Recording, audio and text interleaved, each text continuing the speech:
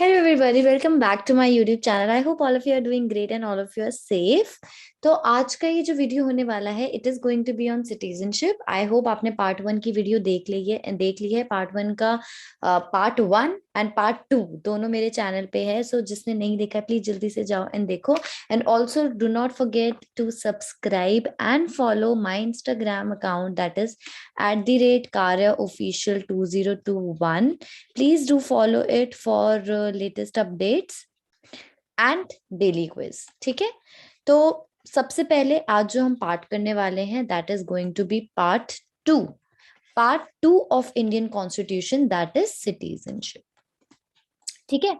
अब सिटीजनशिप पढ़ रहे हैं तो please to all the people who are preparing for the exam, I know बहुत सारे लोग ये वाला पार्ट छोड़ देते हैं एंड नहीं पढ़ते हैं because they find it very complex.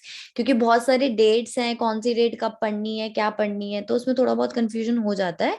But क्योंकि 2019 there have been protests regarding citizenship amendment act, काफी सेंसिटिव टॉपिक है एंड काफी ज्यादा क्योस हुआ था इस एक्ट के बाद. तो काफी चांसेस हैं कि आज नहीं तो कल पूछा जा सकता है in prelims. Okay, so please take care of it. हमें अपनी तरफ से कोई भी चीज ऐसी नहीं छोड़नी है जो पेपर में आए और हमें ना पता हो. ठीक है. And to other students who are watching my video, citizenship is important because ultimately as a citizen of India आप कॉन्स्टिट्यूशन पढ़ रहे हो तो you must know about your own identity कि आप इंडिया के सिटीजन हो. तो वो सिटीजनशिप आप कहाँ से डिराइव करते हो है एंड क्या क्या हमारे कॉन्स्टिट्यूशन में प्रोविजंस है regarding this. Okay, so it's इसीलिए सिटीजनशिप इज इम्पॉर्टेंट. सो धीरे से पढ़ेंगे, आराम से पढ़ेंगे. Again the video will be divided into 2 parts. One part will be coming up on Friday. So please do watch it. अभी के लिए let's start with what is citizenship and what provisions do we have. तो मैं सबसे पहले बोलती हूँ जब भी सिटीजनशिप तो पार्ट 2 के अंदर हम सिटीजनशिप की बात करते हैं. ओके, एंड सिटीजनशिप के अंदर आपके आर्टिकल 5 से लेकर आर्टिकल 11 तक आर्टिकल्स इंक्लूडेड है. ओके, अब इसके अंदर भी फर्दर अगर मैं डिवाइड कर दूं तो आर्टिकल 5 टू आर्टिकल 8 बात करते हैं कि हमें हमारे कॉन्स्टिट्यूशन से कौन सी सिटीजनशिप मिली हुई है. और बात करते हैं आर्टिकल 9 टू 11 में, तो इससे रिलेटेड है कि सिटीजनशिप के अदर प्रोविजंस की कब सिटीजनशिप जा सकती है. तो इससे रिगार्डिंग कुछ पार्लियामेंट को पावर्स दे रखे हैं, वो हम पढ़ेंगे जब हम ये वाला पार्ट पढ़ेंगे. बट अभी हम इस वाले पार्ट पे फोकस करेंगे आज की वीडियो में. Okay, so without any further ado let's get started with the video. अब सबसे पहला क्वेश्चन जो आपके पास आता है वो ये आता है, what is citizenship. Citizen citizen citizen बोलते तो हैं पर सिटीजनशिप होती क्या है. ओके, सो सबसे पहले एक रिलेशन है ये between a citizen and it's state. Okay, अब जब भी मैं बात करती हूँ सिटीजन की तो एक सिटीजन कौन है. जैसे मैं, आप, हम सब क्या है, सिटीजन है. तो ये सिटीजन होता कौन है. ये सिटीजन ऐसा होता है जिसके पास कुछ राइट्स हैं. आप एक कंट्री में रह रहे हो एंड आप कुछ चीजें करने के लिए ऑब्लाइज्ड हो, आपको करनी पड़ेगी. You will have to follow it. Okay, so there is no going back in that term. अगर आप एक सिटीजन हो, सिटीजन का मतलब है कि आपकी कुछ, अगर आपके पास कुछ राइट्स हैं तो कुछ ड्यूटीज भी हैं जो आपको फुलफिल करनी पड़ेंगी. ओके, अब सिटीजन और एक अलग इंसान या एक फॉरेनर या एक एलियन में फर्क क्या होता है. तो दो तरीके के लोगों को हम आइडेंटिफाई करते हैं, या तो हमारी कंट्री में कोई सिटीजन होगा या कोई एलियन होगा. ठीक है. अब सिटीजन कौन है जिसके पास कुछ राइट्स होते हैं, दैट आई विल डिस्कस. जो राइट्स सिर्फ एक सिटीजन के पास ही होते हैं. एंड एलियन कौन होते हैं. एलियन दो तरीके के होते हैं. एक होता है आपका फ्रेंडली एलियन एंड दूसरे आपके होते हैं एलियन जो एनिमी है. सो एनिमी एलियन. ओके, तो अब फ्रेंडली एलियंस कौन से होते हैं. फ्रेंडली मतलब अच्छा दोस्ती टाइप्स. एनिमी वाले जिनसे थोड़ी दुश्मनी हो। तो एनिमी एलियंस जो होते हैं और फ्रेंडली एलियंस होते हैं, इन दोनों में ये फर्क होता है कि फ्रेंडली एलियंस की कंट्री के साथ we have a good relation. Okay, so for example कोई यूएस से आया तो US is a friendly alien for us. Okay, वहीं पर एनिमी एलियन हम किसको बोल सकते हैं? पाकिस्तान में भी, राइट? सो जिसके साथ हमारी वॉर वाली सिचुएशन है, जैसे चाइना के साथ अभी हमारा जम्मू एंड कश्मीर में जब इशू चल रहा था, तो हमारा थोड़ा वॉर वाली सिचुएशन, लाइक काफी रूमर्स आए थे कि क्या पता वॉर हो जाए या XYZ। ओके, सो उस टाइम पे जहां पर हमें लगता है कि यहाँ पर there is a problem, and problem ऐसी नहीं कि बेसिक कॉन्फ्लिक्ट चल रहा है, प्रॉब्लम एज इन कि we can be in war with them. Okay, and काफी ज्यादा नेशनल सिक्योरिटी पे खतरा है, तो ऐसे कंट्री के लोगों को हम एनिमी एलियन डिक्लेयर करते हैं। एंड फ्रेंडली एलियन हो गया जिनसे we have a good relation. Okay, so ये हो गया डिफरेंस। अब ये फ्रेंडली एलियंस के पास कुछ ऐसे राइट्स होते हैं जो एक सिटीजन भी इंजॉय करता है और ये भी इंजॉय करते हैं। वहीं पर एनिमी एलियंस के पास कुछ राइट्स हैं जो नहीं हैं। सबसे बड़ा एग्जांपल है आर्टिकल 22। आर्टिकल 22 के अंदर, फंडामेंटल राइट्स के अंदर, I will cover this, but 2 parts में डिवाइडेड है ये आर्टिकल भी। सो स्पेशली एनिमी एलियंस के लिए कुछ राइट्स से उन्हें डिप्राइव करा गया है अंडर डिटेंशन। ओके, तो कुछ कुछ ऐसे राइट्स हैं जो डिटेंशन में शायद एक सिटीजन और एक फ्रेंडली एलियन को दिए जाएं, बट वो राइट सिमिलर सिचुएशन में एक एनिमी एलियन को नहीं दिया जा सकता। आर्टिकल 22 क्या है अभी उसके अंदर हमें नहीं जाना है, we are just restricting to the difference what is a friendly alien and who is an enemy alien. Alright, now let's move forward कि सिटीजन कौन है भाई, सिटीजन के पास ऐसे क्या राइट है।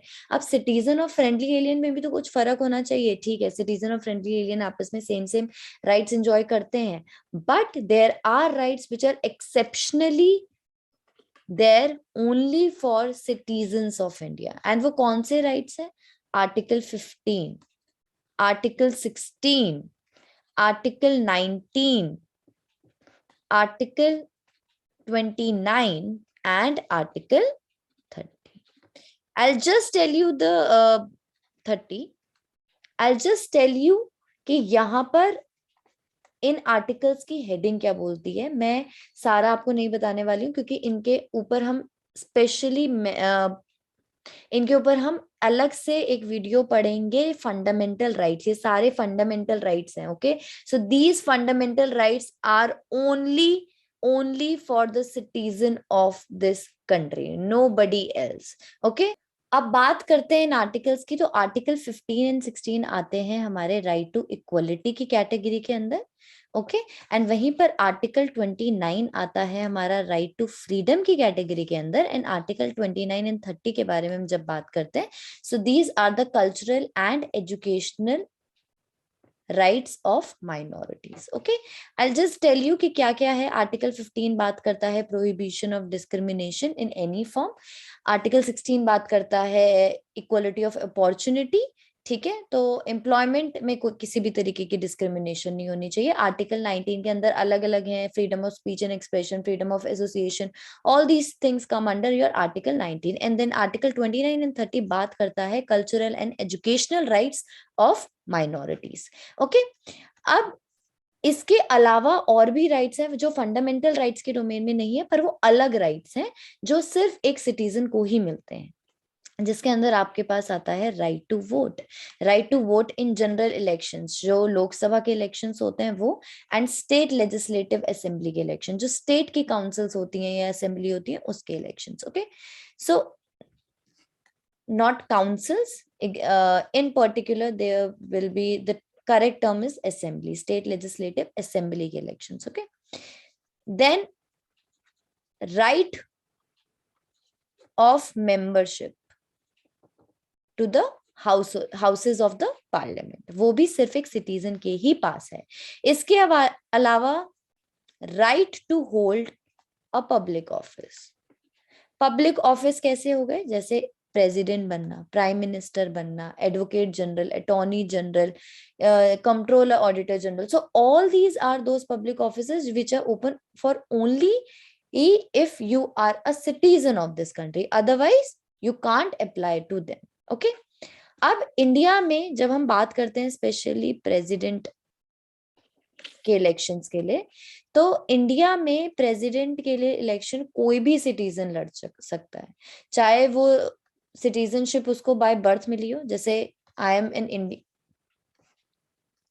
जैसे I am a citizen of this country, I am born in this country, so मैं सिटीजन बाय बर्थ हूँ। वहीं पर कुछ लोग आपने सुना होगा कि कोई बाहर के लोग हैं पर वो इंडिया में आकर रह रहे हैं एंड फिर ultimately they go for Indian citizenship, right. So वो किसी तरीके से आएंगे, वो और तरीके भी हैं कि क्या क्या जा सकते हो, तो उसमें से ही एक तरीका होता है नेचुरलाइजेशन का तरीका। ओके, और यही तरीका है जो आपके सिटीजनशिप अमेंडमेंट एक्ट में काफी ज्यादा हाईलाइटेड है। सो इंडिया में अगर कोई प्रेसिडेंट बनना चाहता है तो वो बाय बर्थ भी बन सकता है एंड बाय नेचुरलाइजेशन भी बन सकता है। बट वहीं पे बात करते हैं यूएस प्रेसिडेंट के लिए, तो वो सिटीजन सिर्फ बाय बर्थ है, तभी वो प्रेसिडेंशियल इलेक्शंस के लिए लड़ सकता है, अदरवाइज ही कांट। नेचुरलाइजेशन का वहां पर कोई भी ऑप्शन नहीं। ओके, इतना क्लियर हुआ?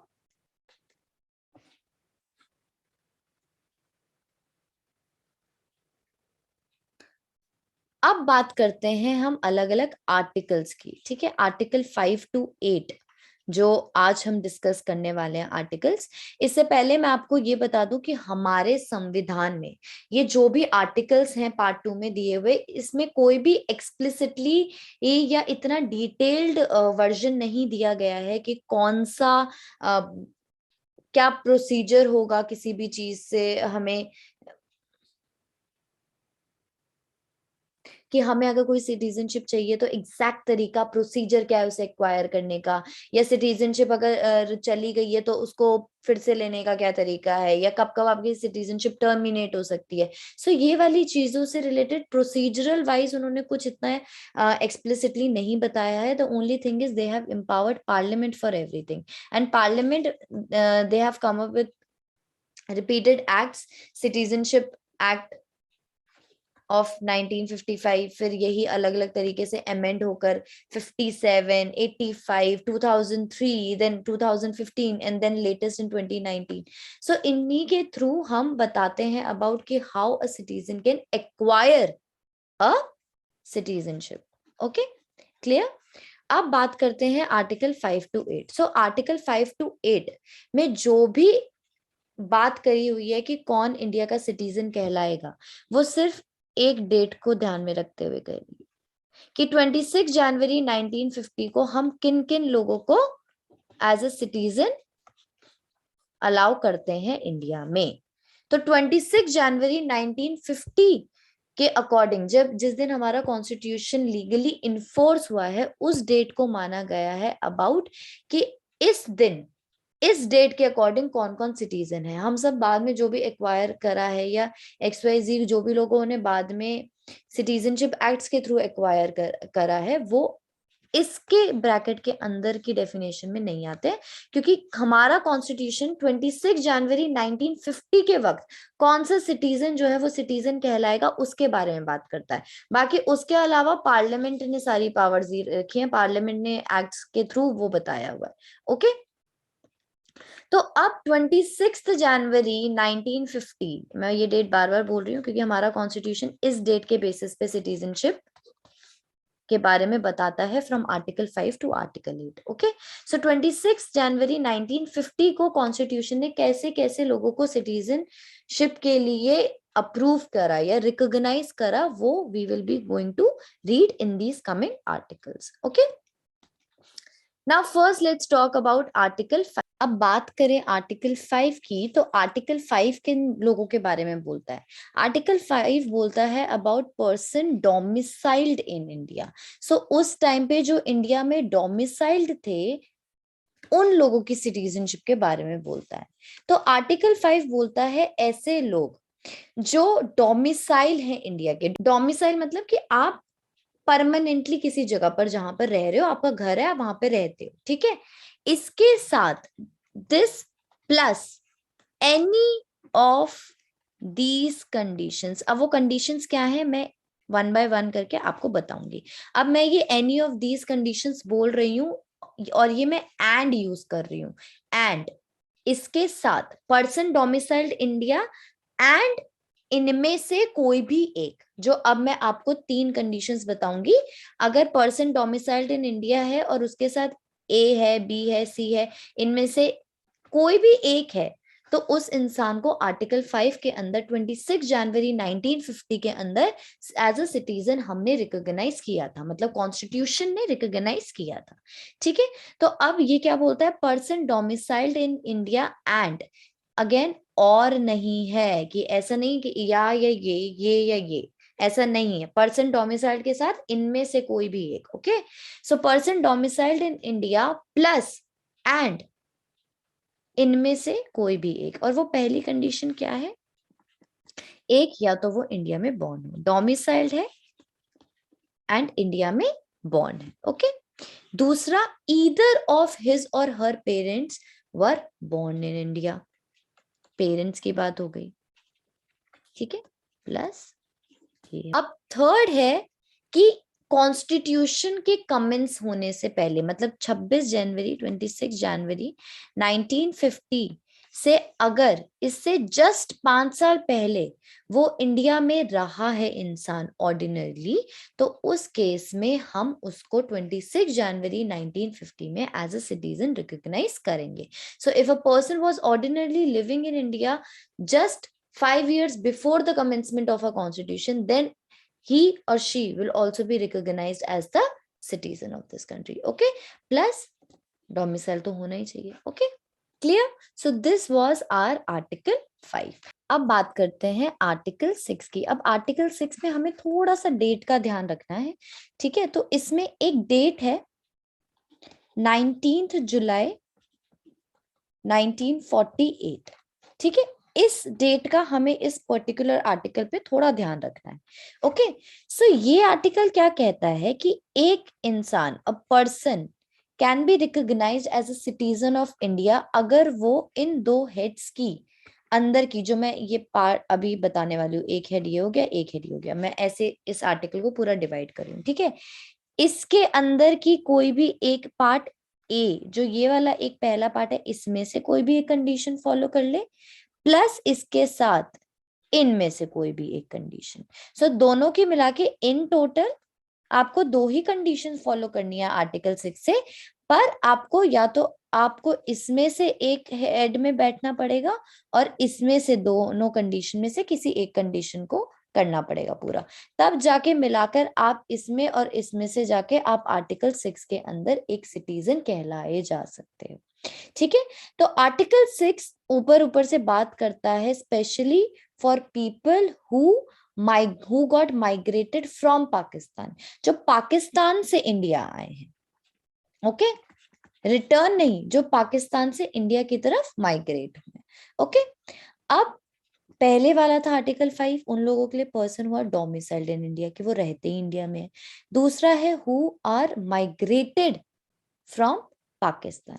ओके, अब इसके अंदर वो बोलता है या तो वो इंसान, दैट पर्टिकुलर पर्सन, ठीक है, either he is born in India, he or she is born in India.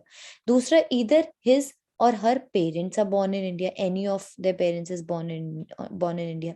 ये सिमिलर लग रहा है थोड़ा उसी की कंडीशन से, आर्टिकल 5 की कंडीशन से, पर इधर एक और तीसरा है। जैसे आर्टिकल 5 में हम सिर्फ बात करते हैं या तो वो खुद या तो उनके मम्मी पापा, डोमिसाइल प्लस या तो वो खुद बॉर्न हो या तो उनके मम्मी पापा में से कोई बॉर्न हो, ग्रैंड पेरेंट्स की बात नहीं करते हैं। पर आर्टिकल 6 ग्रैंड पेरेंट्स की भी बात करता है। अगर इनमें से कोई भी अनडिवाइडेड इंडिया, अनडिवाइडेड इंडिया मतलब 1947 से पहले, अगर उस टाइम पर आप इनमें से कोई भी बॉर्न हुआ है, प्लस अगर वो इनमें से कोई भी एक कंडीशन सेटिस्फाई करता है, तो वो आर्टिकल 6 के अंदर सिटीजन कहला सकता है ऑन 26 जनवरी 1950 में। ठीक है, अब ये 2 कंडीशंस कौन सी है, ये 2 कंडीशंस हैं इस पर्टिकुलर डेट की। अब बात करते हैं ये डेट। ठीक है, अब ये डेट क्या है, तो ये है 19 जुलाई 1948।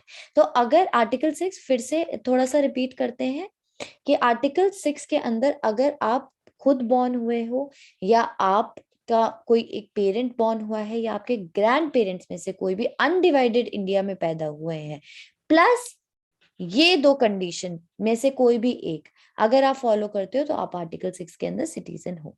अब आर्टिकल ये 6 के अंदर ये पर्टिकुलर डेट क्या है, ये है बिफोर आफ्टर, कि person who got migrated to India from Pakistan on this particular date और आफ्टर दिस, लाइक बिफोर और आफ्टर दिस डेट। अगर आप 19 जुलाई 1948 से पहले आए हो तो क्या कंडीशन है, और आफ्टर आए हो तो क्या कंडीशन है। तो पहले आए हो तो आप पहले आ गए हो आप 19 जुलाई 1948 से, तो सब कुछ सॉर्टेड है, ठीक है। बस आपको ordinary you have to be a resident of this country, कि आप आ गए हो 19 जुलाई 1948 से पहले एंड तब से आप इंडिया में रह रहे हो, तो आप इंडिया के सिटीजन कहलाने लायक हो। ओके। अगर आप 19 जुलाई 1948 के बाद आते हो तो उस केस में आपको एज अ सिटीजन रजिस्टर करना पड़ेगा, और जब आप रजिस्टर करोगे मतलब एप्लीकेशन दोगे, एप्लीकेशन के लिए फॉर्म भरोगे, तो उससे जस्ट पहले 6 मंथ आप इंडिया में रहने चाहिए। You need to be a resident of this country 6 months before you apply for that. तो अगर मैं आज फॉर एग्जाम्पल नवंबर में अप्लाई कर रही हूँ ना, तो मुझे 6 महीने पहले से वहां पर रहना पड़ेगा इंडिया में।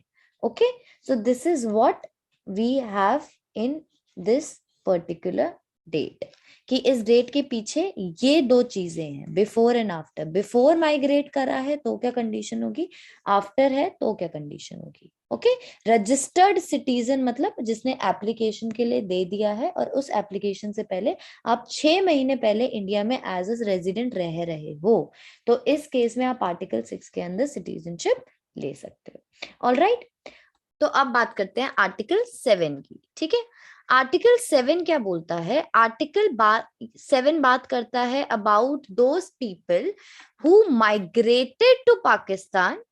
आर्टिकल 6 ने किस चीज के बारे में बात करी, जो पाकिस्तान से आए हैं टू इंडिया। अब ये वो लोग हैं जो माइग्रेट हुए Pakistan but later they return back to India. ठीक है, तो इस आर्टिकल में सिर्फ एक डेट याद रखनी है, दैट इज 1 मार्च 1947। जैसे आर्टिकल 6 में थी एक डेट 19 जुलाई 1948, फिर भी थोड़ा बीच बीच का टर्म है तो कॉम्प्लेक्स है, इधर सिर्फ पहला डेट है 1 मार्च 1947। धीरे धीरे याद करो, एक आर्टिकल पर डे याद करो, you will be able to learn it in a very easy manner. Okay, so ये आर्टिकल बोलता है कि अगर कोई इंसान माइग्रेट हुआ है पाकिस्तान बट वो 1 मार्च 1947 के बाद the date of return is after 1 March 1947, then in that case again वही आर्टिकल 6 वाला प्रिंसिपल, 6 मंथ पहले आपको एप्लीकेशन की डेट से, जब आप सिटीजनशिप के लिए रजिस्टर हो रहे हो तो आपको 6 महीने पहले you need to be an ordinary resident of this country. Simple. So if you got migrated to Pakistan earlier but later you are returning, but later they have returned back, so if there were people who got migrated but later they have returned back after 1947, then in that case आपको 6 महीने पहले तक India में रहना पड़ेगा your date of application for citizenship से। Okay, clear. अब बात करते हैं आज के लिए लास्ट आर्टिकल की, that is article 8 of the constitution. अब आर्टिकल 8 उन लोगों के लिए है जो इंडियन है बट इंडिया में रह नहीं रहे हैं। अब वो कैसे इंडियन है, मतलब हम किस बेसिस पे बोलते हैं उन्हें, that whether they are born in India, या उनके कोई भी एक पेरेंट बॉर्न हुआ है इंडिया में, या ग्रैंड पेरेंट इंडिया में बॉर्न हुआ है, like that is undivided India में। ओके, सो इस केस में इनमें से कोई एक सिचुएशन है पर वो ऑर्डिनरीली इंडिया में रह नहीं रहा है, वो ओवरसीज सिटीजन कहलाते हैं। Okay, so if he or she is an overseas citizen, like वो बॉर्न हुए हैं, मम्मी पापा बॉर्न हुए हैं, या कोई ग्रैंड पेरेंट बॉर्न हुआ है, but he himself or she is living in some other country, then in that case they can also acquire the citizenship अगर वो by any diplomat बाहर रजिस्टर हो चुके हैं as citizen of this country. Okay, so ये basically overseas citizenship के लिए बात करता है। ओवरसीज सिटीजनशिप के लिए अलग नॉर्म्स हैं, वो अलग अलग एक्ट्स आए हैं उससे रिलेटेड है, तो उससे कंफ्यूज मत हो ना। अभी हमारे कॉन्स्टिट्यूशन में आर्टिकल 8 में कोई डेट नहीं दी है, ना ये बोला है कि बिफोर द कमेंसमेंट और आफ्टर द कमेंसमेंट, 26 जनवरी 1950 के बाद या आफ्टर की भी बात नहीं करी है। सिर्फ ये बोला है कि अगर ये तीनों चीजें हैं प्लस वो किसी से रजिस्टर हो चुका है, कि ये तीनों चीजें हैं पर वो रह नहीं रहा है इंडिया में, पर उस केस में अगर वो नहीं भी रह रहा है और वो किसी के अंदर किसी डिप्लोमेट ने उसे रजिस्टर कर दिया है, तो in that case he will be known as an overseas citizen of this country. Okay, so एक तरीका है for overseas citizen to acquire the citizenship of India. Clear?